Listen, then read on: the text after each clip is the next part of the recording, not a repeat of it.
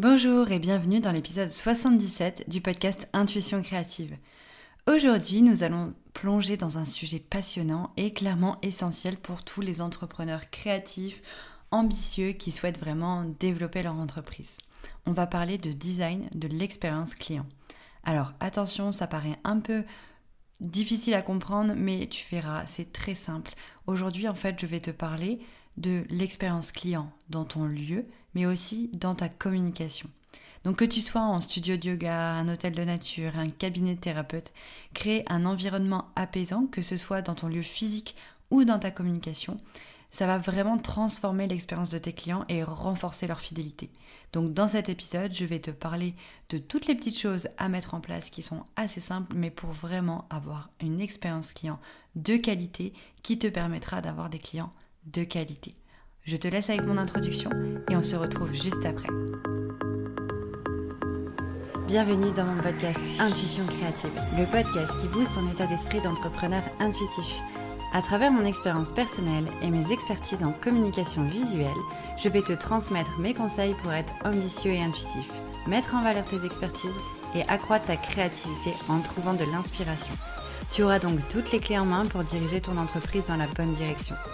Je suis Anne-Laure, une entrepreneure ambitieuse, créative et intuitive. L'intuition, l'écoute de soi et la créativité font partie de mon quotidien.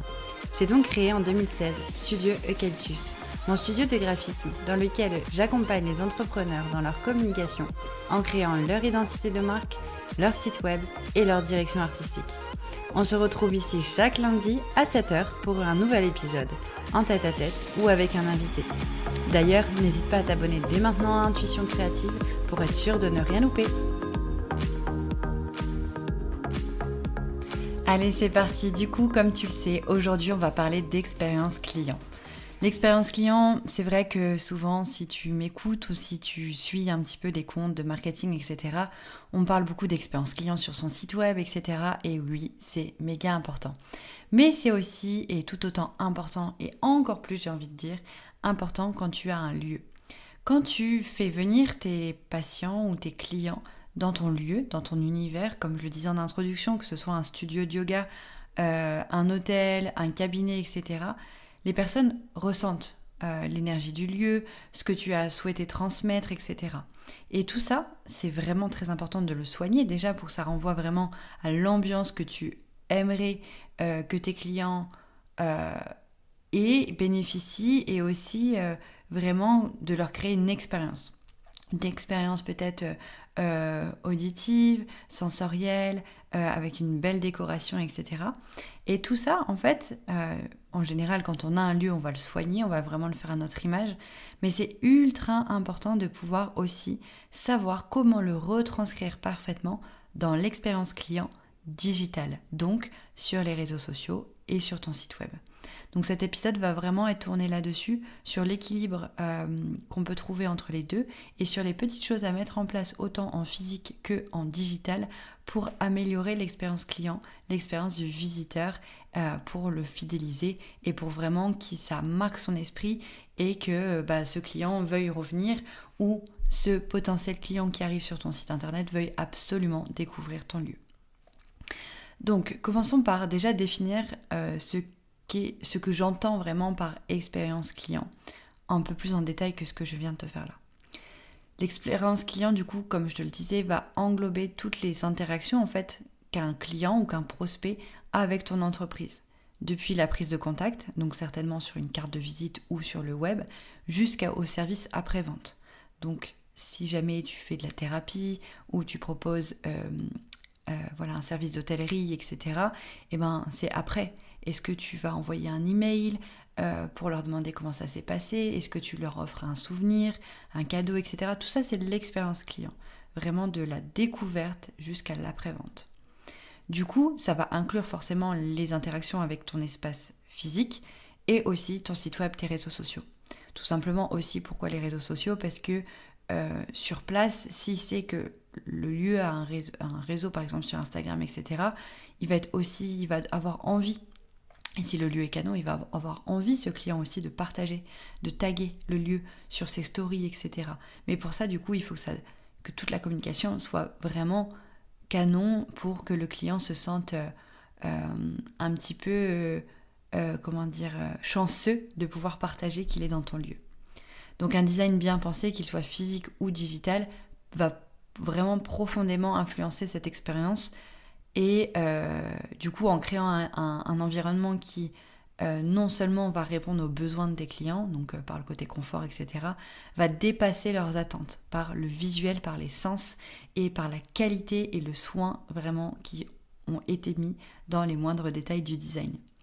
Donc forcément, je te le rappelle, mais une expérience client qui va être agréable va clairement augmenter la satisfaction, la fidélité, le partage, le bouche à oreille, etc., autant dans tes espaces que dans ta communication. Moi, je sais par exemple que récemment, j'ai été à Nice, j'ai été dans un lieu pour faire un brunch. La déco était incroyable, mais vraiment incroyable. Franchement, c'était méga canon. Et ben, j'ai tout de suite été sur le Instagram pour voir ce qui s'y faisait, etc. Et j'étais en bonheur absolu de les taguer comme quoi j'étais en train de bruncher chez eux parce que c'était magnifique. C'était magnifique, je m'en souviens encore et ça m'a aussi donné des idées d'aménagement chez moi, etc. L'expérience, pour le coup, autant gustativement parce que les assiettes étaient incroyables, mais aussi dans la vue, c'était trop beau. Et un brunch que je vais consommer dans un lieu bof et dans un lieu magnifique, même si la qualité est la même, et ben je vais revenir dans le lieu magnifique. Et tout comme du coup sur les réseaux sociaux. Parce qu'il y a aussi le schéma où on va découvrir le lieu sur les réseaux sociaux en premier, et du coup il va falloir vraiment prendre soin de cette communication pour que les gens puissent tout de suite se projeter dans l'univers que tu auras créé dans ton espace physique. Passons maintenant à ta communication numérique, parce que en fait je pourrais te détailler toutes les choses importantes à mettre dans ton lieu, mais c'est pas forcément mon expertise. Je suis pas designer d'intérieur, bien que je pourrais t'en parler pendant des heures parce que je suis passionnée de décoration, etc. Si vraiment tu sens que tu as des soucis en termes d'ambiance, de création d'espace, d'expérience dans ton lieu, je t'invite peut-être, oui, à contacter une designer d'intérieur ou à passer du temps sur Pinterest pour te ressourcer en inspiration, etc. et venir ajuster les choses. Tu peux aussi demander à tes clients ce qu'ils ont pensé de ton lieu, si c'était pas trop épuré, si c'était pas trop chargé, etc. Pour justement venir ajuster. Mais moi là du coup, étant directrice artistique, je vais vraiment un peu plus cibler quand même sur la partie digitale, la partie numérique, donc site web, réseaux sociaux, etc. Je pense que tu t'en doutes. Et en tout cas, si tu as des questions niveau déco, étant passionné, n'hésite pas aussi à me les poser. Donc, les éléments clés pour une communication immersive et apaisante, que ce soit dans le digital ou dans le physique, va être vraiment importante. Et du coup, un site web qui est bien conçu et une présence cohérente sur les réseaux sociaux sont vraiment importantes, comme je te le disais, pour créer l'expérience client en immersion, pour le avant, et avec apaisement pour le pendant. Donc, afin de projeter ton client dès les premières secondes dans ton univers et dans l'ambiance que tu as souhaité transmettre. Du coup, pour ton site web, la première impression va compter énormément, surtout si tu proposes la réservation sur ton site. C'est là que la personne va passer à l'achat et donc c'est là qu'il faut être vraiment, vraiment au taquet pour vraiment représenter ton univers tel que tu le souhaites et pas à moitié. Donc assure-toi que ton design va refléter l'essence de ton entreprise avec des visuels de haute qualité, donc pense aux photographies professionnelles et pas aux photos faites un petit peu à l'arrache ou quoi. Une navigation intuitive, donc quand je parle de navigation intuitive, ça va être un parcours client. Donc là on n'est pas sur l'expérience client, on est sur le parcours client. Le parcours client, c'est tu l'emmènes d'un point A à un point B le plus simplement possible. Donc une clarté dans la navigation, ça va être un menu clair, qui est bien ciblé, qui est des boutons pour réserver qui sont bien mis en avant, pas X pages pour pouvoir arriver à la réservation, mais les infos vraiment données facilement, avec fluidité, et que les gens n'aient pas à chercher à te contacter ou qu'ils n'aient pas à devoir chercher comment réserver. Il faut que ça soit vraiment sous leurs yeux. Et aussi quelque chose pour améliorer l'expérience client, ça va être un temps de chargement rapide, donc avoir un site qui est bien conçu. Ensuite, en termes de design, utiliser des couleurs et des typographies qui vont évoquer la tranquillité et la nature, si tu es dans un lieu de bien-être, c'est une évidence. Donc, c'est d'où l'importance en fait d'avoir une identité visuelle qui est alignée à tes valeurs, à ta personnalité, à l'essence de ton entreprise, parce que, alors bien sûr, si tu es un lieu un peu festif, etc., tu vas pouvoir avoir des couleurs un peu plus chaudes, un peu plus peps, etc. Mais si je reste sur les exemples que je donne dans cet épisode, tu as un studio de yoga, un cabinet de thérapeute ou un hôtel en pleine nature, forcément, c'est ces couleurs-là qui doivent être évoquées. Enfin, ces ambiances-là qui doivent être évoquées à travers des choix de couleurs. Ça peut être des tons verts, des tons terracotta, des tons de terre, beige, etc. pour vraiment être en immersion en fait dans l'univers physique. Également, du coup, ta présence sur les réseaux sociaux doit être cohérente avec ton identité visuelle. Donc, le contenu que tu vas partager, il doit refléter ta philosophie, ton engagement envers le bien-être et envers ton lieu, envers les valeurs que tu transmets, etc. dans ton lieu. Et du coup, les choix de contenu doivent être vraiment dans ce sens-là. Donc, par exemple, si tu as des engagements éco-responsables sur, je sais pas, peut-être le choix des matériaux, sur le choix des cosmétiques que tu proposes si c'est un hôtel, sur la qualité de tes tapis de yoga qui serait par exemple en liège ou quoi, et ben ça c'est des vidéos et des images que tu pourrais mettre en avant sur tes réseaux sociaux pour que tout de suite la personne qui arrive comprenne un petit peu tes valeurs, tes engagements. Utilise aussi des images et des vidéos apaisantes et de haute qualité. Et aussi quelque chose de très important qu'il ne faut pas négliger, c'est aussi l'authenticité que tu vas mettre dans tes réseaux sociaux.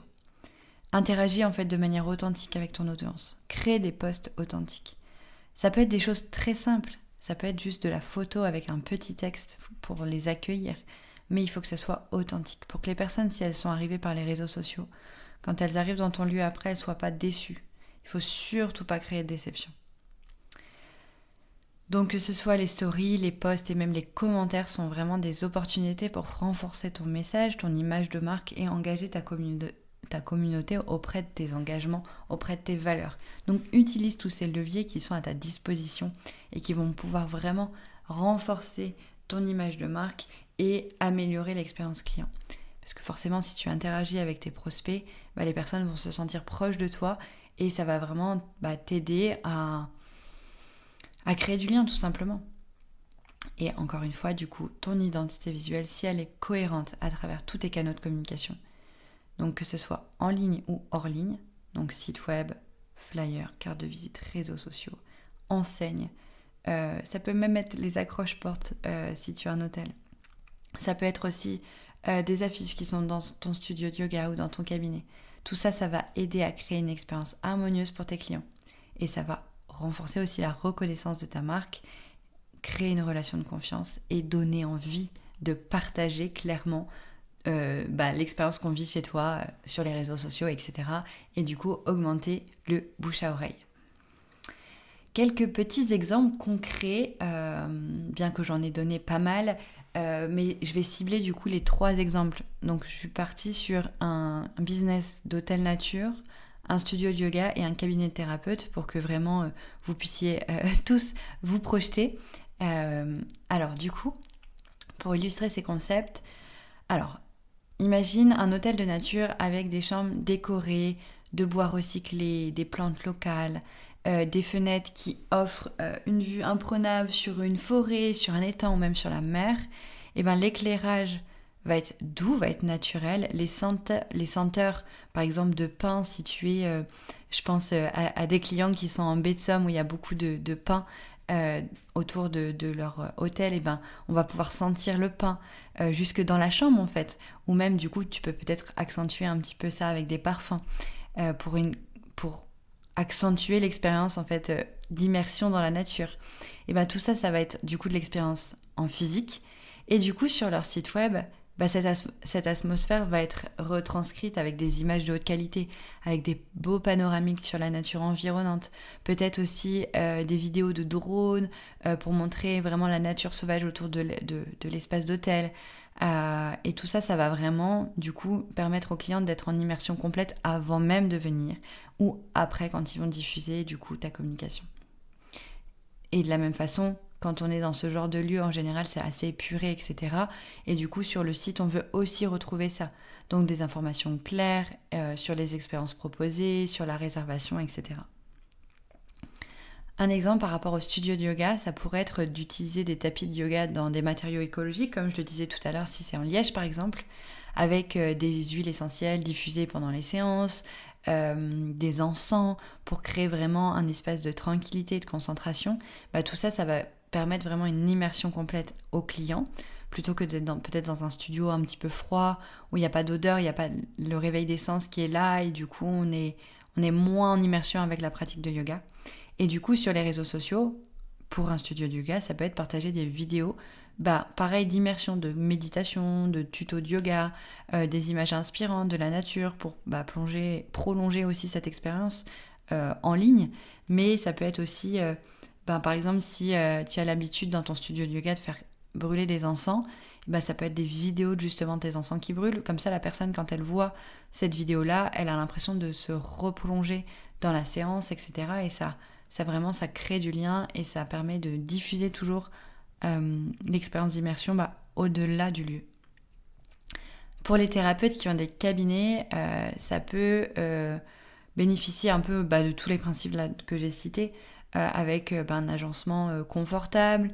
Ça peut être aussi d'utiliser, il y a un truc que j'ai pas encore parlé, mais d'utiliser l'art pour inspirer les personnes et ouvrir un peu à l'intuition des personnes. Donc ça peut être dans le cabinet de bien-être, par exemple, d'utiliser des œuvres d'art inspirantes sur les murs. D'ailleurs, si tu ne connais pas encore mes illustrations imprimées, intuitives et inspirantes et qui viennent, infuser des messages à l'âme, etc., et que tu souhaites revoir ta communication, ta décoration dans ton cabinet thérapeute, n'hésite pas à aller voir mon site, je propose plein de visuels très inspirants. Dans l'immersion, ça peut être une musique douce, pour que ce soit une expérience apaisante et réconfortante pour les clients. Parce que souvent, en cabinet de thérapie, on a besoin de ce côté rassurant, ce côté confortable pour se sentir à l'aise. Et du coup, de la même façon, leur communication digitale pour les cabinets devrait inclure des choses qui vont rassurer les clients. Donc peut-être par des articles de blog qui vont mettre en avant l'expertise sur des techniques de relaxation. Ça peut être aussi de mettre en avant des témoignages clients, des conseils bien-être, toutes ces choses qui vont vraiment rassurer le client. Voilà pour mes 3 exemples du coup ciblés par rapport au business que j'ai proposé tout au long de cet épisode. Du coup, je voulais te rappeler quelques conseils pratiques pour du coup, toi, si tu es dans ces cas-là, tu peux déjà commencer à appliquer ces principes dans ta propre entreprise. Tout d'abord, peut-être faire un audit de tes espaces physiques actuels en demandant peut-être à tes clients et à ta communication digitale. Et identifie du coup tous les éléments qui pourraient être améliorés en termes d'agencement, de senteur, de design de site web, de présence sur les réseaux sociaux. Et là, par exemple, j'ai un client en hôtellerie de bien-être avec qui on a rechangé tout son site web, on a revu pas mal de choses dans sa communication.